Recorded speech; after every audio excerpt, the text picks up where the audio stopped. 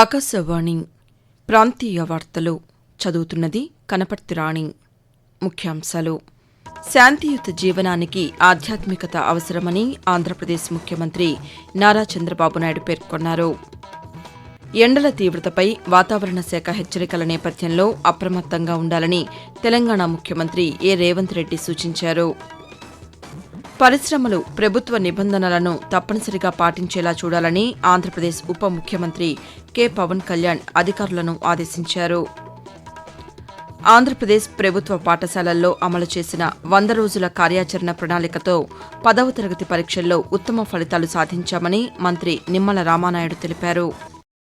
వార్తల వివరాలు: అభివృద్దితో పాటు శాంతియుత జీవనానికి ఆధ్యాత్మికత అవసరమని ఆంధ్రప్రదేశ్ ముఖ్యమంత్రి నారా చంద్రబాబు నాయుడు పేర్కొన్నారు. కర్ణాటకలోని బెంగళూరులో నిర్వహించిన ఆర్ట్ ఆఫ్ లివింగ్ ఫౌండేషన్ 45వ వార్షికోత్సవ కార్యక్రమంలో ముఖ్యమంత్రి నిన్న పాల్గొని ప్రసంగించారు. ఒత్తిడి లేని సమాజం, హింస లేని ప్రపంచం కోసం ఆర్ట్ ఆఫ్ లివింగ్ సంస్థ చేస్తున్న సేవలు అభినందనీయమని అన్నారు. ప్రపంచ రాజకీయ పరిస్థితుల ప్రభావంతో ప్రజలు ఆందోళనకు గురవుతున్నారని, ఇటువంటి సమయంలో ఆధ్యాత్మిక సంస్థల పాత్ర ఎంతో కీలకమని ముఖ్యమంత్రి పేర్కొంటూ, A stress-free mind and a violence-free society are achievable realities. In a world divided by conflict, anxiety, uncertainty, Gurudev chose the path of healing humanity. For global institutions to remote villages, very few spiritual leaders in modern history have earned the trust of both ordinary people and global institutions the way Gurudev has. తీవ్రమైన వడగాలులు, ఎండ తీవ్రతపై వాతావరణ శాఖ హెచ్చరికలు జారీ చేసిన నేపథ్యంలో అప్రమత్తంగా ఉండాలని తెలంగాణ ముఖ్యమంత్రి రేవంత్ రెడ్డి ప్రజలకు సూచించారు. ముఖ్యంగా ఉత్తర తెలంగాణ జిల్లాల్లో ఉష్ణోగ్రతలు అధికంగా నమోదయ్యే అవకాశం ఉన్నందున అధికారులు అవసరమైన ముందస్తు చర్యలు చేపట్టాలని ఆదేశిస్తూ నిన్న ఒక ప్రకటనలో తెలిపారు. ఓఆర్ఎస్ ప్యాకెట్లు తగినంతగా అందుబాటులో ఉంచాలని, తాగునీరు, విద్యుత్ సరఫరాపై ప్రత్యేక దృష్టి సారించాలని పేర్కొన్నారు. వడదెబ్బకు గురై ఆసుపత్రులకు వచ్చేవారికి వెంటనే వైద్య సాయం అందించాలని ఆదేశించారు. పట్టణ ప్రాంతాల్లో చలివేంద్రాలు ఏర్పాటు చేయాలని, ప్రజలు సాధ్యమైనంత వరకు మధ్యాహ్న సమయంలో ప్రయాణాలు చేయకుండా తగిన జాగ్రత్తలు తీసుకోవాలని కోరారు. పరిశ్రమలు ప్రభుత్వ నిబంధనలను తప్పనిసరిగా పాటించాలని, పర్యావరణ పరిరక్షణ నిర్వహణతో పాటు శబ్ద కాలుష్య నియంత్రణలో సుప్రీంకోర్టు మార్గదర్శకాలను ఖచ్చితంగా అమలు చేయాలని ఆంధ్రప్రదేశ్ ఉప ముఖ్యమంత్రి పవన్ కళ్యాణ్ సూచించారు. గుంటూరు జిల్లా మంగళగిరిలో కాలుష్య నియంత్రణ మండలి అధికారులతో నిన్న సమీక్ష సమావేశం నిర్వహించారు. ఈ సందర్భంగా పవన్ కళ్యాణ్ మాట్లాడుతూ, రాష్ట్రాభివృద్దికి పరిశ్రమలతో పాటు ప్రజల ఆరోగ్యం, పర్యావరణ పరిరక్షణ కూడా ముఖ్యమని పేర్కొన్నారు. జాతీయ స్వచ్ఛ వాయు కార్యక్రమం, నేషనల్ క్లీన్ ఎయిర్ ప్రోగ్రాం కింద రాష్ట్రానికి కేటాయించిన నిధులను సమర్థంగా వినియోగించి గాలి నాణ్యత మెరుగుపరచాలని అధికారులకు సూచించారు. ఢిల్లీ పర్యటనలో భాగంగా కేంద్ర పట్టణాభివృద్ది శాఖ మంత్రి మనోహర్ లాల్ ఖట్టర్తో ఆంధ్రప్రదేశ్ పట్టణాభివృద్ది శాఖ మంత్రి పొంగూరు నారాయణ నిన్న సమావేశమయ్యారు. ఈ సందర్భంగా విశాఖపట్నం, విజయవాడ మెట్రో రైలు ప్రాజెక్టులకు త్వరగా అనుమతులు ఇవ్వాలని మంత్రి నారాయణ కోరారు. విశాఖ మెట్రో రైలు ప్రాజెక్టుపై కేంద్రానికి నివేదిక సమర్పించామని తెలిపారు. రైట్స్ నివేదిక ఆధారంగా అనుమతులు జారీ చేసి ప్రాజెక్టులు త్వరితగతిన ప్రారంభమయ్యేలా చూడాలని కేంద్రానికి మంత్రి నారాయణ విజ్ఞప్తి చేశారు. ప్రభుత్వ ప్రాధాన్యతలను అర్థం చేసుకుని రెవెన్యూ శాఖ అధికారులు సమర్థంగా పనిచేయాలని ఆంధ్రప్రదేశ్ రెవెన్యూ శాఖ మంత్రి అనగాని సత్యప్రసాద్ సూచించారు. రెవెన్యూ శాఖకు కొత్తగా నియమితులైన 25 మంది అసిస్టెంట్ సెక్షన్ ఆఫీసర్లు, ఏఎస్ఓలు అమరావతిలోని రాష్ట్ర సచివాలయంలో మంత్రిని నిన్న కలిశారు. ఈ సందర్భంగా ప్రభుత్వ ఉద్యోగాలు సాధించిన ఏఎస్ఓలను మంత్రి అభినందించారు. ఉద్యోగ బాధ్యతల్లోనూ అదే కృషితో పనిచేసి ప్రజలకు సేవలు అందించాలని సూచించారు. ఆకాశవాణి ప్రాంతీయ వార్తలు వింటున్నారు. ఆంధ్రప్రదేశ్ ప్రభుత్వ పాఠశాలల్లో 10వ తరగతి విద్యార్థులకు అమలు చేసిన 100 రోజుల కార్యాచరణ ప్రణాళికతో ఉత్తమ ఫలితాలు సాధించామని జలవనరుల శాఖ మంత్రి నిమ్మల రామానాయుడు తెలిపారు. పశ్చిమ గోదావరి జిల్లా పాలకొల్లులో 8, 9, 10వ తరగతుల విద్యార్థులకు కార్పొరేట్ సామాజిక బాధ్యత CSR నిధులతో ఏర్పాటు చేసిన ఉచిత సైకిళ్లను మంత్రి నిన్న పంపిణీ చేశారు.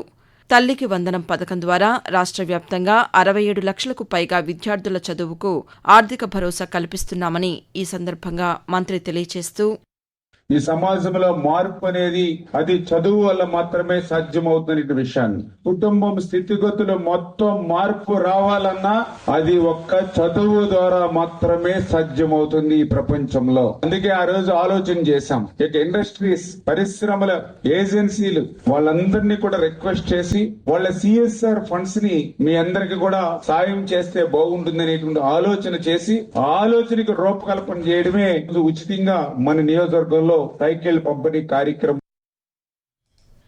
తెలంగాణలోని కాళేశ్వరంలో సరస్వతీ నది అంత్య పుష్కరాలు ఈ రోజు నుంచి ప్రారంభమయ్యాయి. ప్రాణహిత, గోదావరి నదుల్లో అంతర్వాహినిగా సరస్వతీ నది ప్రవహిస్తుందని విశ్వసించే ప్రాంతంగా కాళేశ్వరం ప్రసిద్ది చెందింది. కంచి కామకోటి పీఠాధిపతి జగద్గురు శంకర విజయేంద్ర సరస్వతి స్వామి మంత్రి శ్రీధర్ బాబుతో కలిసి పుష్కరాలను ప్రారంభించారు. పుష్కరాలకు వచ్చే భక్తుల కోసం 30 కోట్ల రూపాయలతో రాష్ట్ర ప్రభుత్వం విస్తృత స్థాయి ఏర్పాట్లు చేసింది. తెలుగు రాష్ట్రాలతో పాటు ఒడిశా, మహారాష్ట్ర, ఛత్తీస్గఢ్ రాష్ట్రాల నుంచి భారీ సంఖ్యలో భక్తులు వచ్చే అవకాశం ఉందని అధికారులు తెలిపారు. సరస్వతీ నది అంత్య పుష్కరాలను భక్తి శ్రద్దలతో వైభవంగా నిర్వహించాలని తెలంగాణ ముఖ్యమంత్రి రేవంత్ రెడ్డి పేర్కొన్నారు. భక్తులకు ఎటువంటి అసౌకర్యం కలగకుండా ప్రభుత్వం అన్ని ఏర్పాట్లు చేసిందని తెలియజేశారు. ఆంధ్రప్రదేశ్ ప్రవాస తెలుగు సంఘం APNRT ద్వారా ప్రవాసాంధ్రుల సంక్షేమం కోసం అనేక కార్యక్రమాలు అమలు చేస్తున్నామని ప్రవాసాంధ్రుల సాధికారత శాఖ మంత్రి కొండపల్లి శ్రీనివాస్ తెలిపారు.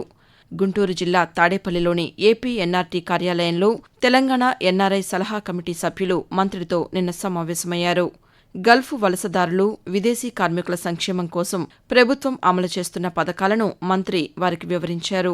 ఈ సందర్భంగా ఆయన మాట్లాడుతూ ప్రవాసాంధ్రులకు అత్యవసర సహాయం, సమస్యల పరిష్కారం, సురక్షిత విదేశీ ఉపాధి అవకాశాల కల్పనకు కృషి చేస్తున్నామని తెలిపారు. విదేశాల్లో ఇబ్బందులు ఎదుర్కొంటున్న కార్మికులకు అందిస్తున్న సేవలు, మోసపూరిత మధ్యవర్తులపై తీసుకుంటున్న చర్యలను తెలంగాణ కమిటీ అధ్యయనం చేసింది. వాతావరణం. దక్షిణ కోస్తాంధ్రప్రదేశ్, దాని పరిసర ప్రాంతాలపై ఏర్పడిన ఉపరితల ఆవర్తనం సగటు సముద్ర మట్టానికి 3.1 నుండి 5.8 కిలోమీటర్ల ఎత్తులో విస్తరించి ఉందని అమరావతి వాతావరణ కేంద్రం తెలిపింది. దీని ప్రభావంతో ఆంధ్రప్రదేశ్లో రానున్న 3 రోజుల పాటు పలు ప్రాంతాల్లో తేలికపాటి నుండి మోస్తరు వర్షాలు కురిసే అవకాశం ఉందని వాతావరణ శాఖ అధికారి నారాయణ తెలియజేస్తూ ఉత్తర కోస్తా ఆంధ్రప్రదేశ్ యానం మరియు దక్షిణ కోస్తా ఆంధ్రప్రదేశ్లో ఈ రోజు తేలికపాటి నుండి మోస్తారు వర్షాలు లేదా ఉరుములతో కూడిన జల్లులు 1 లేదా 2 చోట్ల కురిసే అవకాశం ఉంది. వడగాలులు 1 లేదా 2 చోట్ల సంభవించే అవకాశం ఉంది. ఉరుములతో కూడిన మెరుపులు 1 లేదా 2 చోట్ల సంభవించే అవకాశం ఉంది. ఇక రాయలసీమలో ఈ రోజు తేలికపాటి నుండి మోస్తారు వర్షాలు లేదా ఉరుములతో కూడిన జల్లులు కొన్ని చోట్ల కురిసే అవకాశం ఉంది. ఉరుములతో కూడిన మెరుపులు 1 లేదా 2 చోట్ల సంభవించే అవకాశం ఉంది. బలమైన గాలులు గరిష్టంగా గంటకు 40 నుంచి 50 కిలోమీటర్ల వేగంతో వీచే అవకాశం ఉంది. కార్మికుల సంక్షేమమే ఆంధ్రప్రదేశ్ ప్రభుత్వ ప్రధాన లక్ష్యమని కార్మిక శాఖ మంత్రి వాసంశెట్టి సుభాష్ తెలిపారు. విజయవాడలోని తుమ్మలపల్లి కళాక్షేత్రంలో జరిగిన శ్రమశక్తి ఉత్తమ యాజమాన్య పురస్కారాల కార్యక్రమంలో మంత్రి నిన్న పాల్గొన్నారు. ప్రాంతీయ వార్తలు ముగించే ముందు ముఖ్యాంశాలు మరోసారి. శాంతియుత జీవనానికి ఆధ్యాత్మికత అవసరమని ఆంధ్రప్రదేశ్ ముఖ్యమంత్రి నారా చంద్రబాబు నాయుడు పేర్కొన్నారు. ఎండల తీవ్రతపై వాతావరణ శాఖ హెచ్చరికల నేపథ్యంలో అప్రమత్తంగా ఉండాలని తెలంగాణ ముఖ్యమంత్రి రేవంత్ రెడ్డి సూచించారు. పరిశ్రమలు ప్రభుత్వ నిబంధనలను తప్పనిసరిగా పాటించేలా చూడాలని ఆంధ్రప్రదేశ్ ఉప ముఖ్యమంత్రి పవన్ కళ్యాణ్ అధికారులను ఆదేశించారు. ఆంధ్రప్రదేశ్ ప్రభుత్వ పాఠశాలల్లో అమలు చేసిన 100 రోజుల కార్యాచరణ ప్రణాళికతో 10వ తరగతి పరీక్షల్లో ఉత్తమ ఫలితాలు సాధించామని మంత్రి నిమ్మల రామానాయుడు తెలిపారు. ఆకాశవాణి ప్రాంతీయ వార్తలు ఇంతటితో సమాప్తం.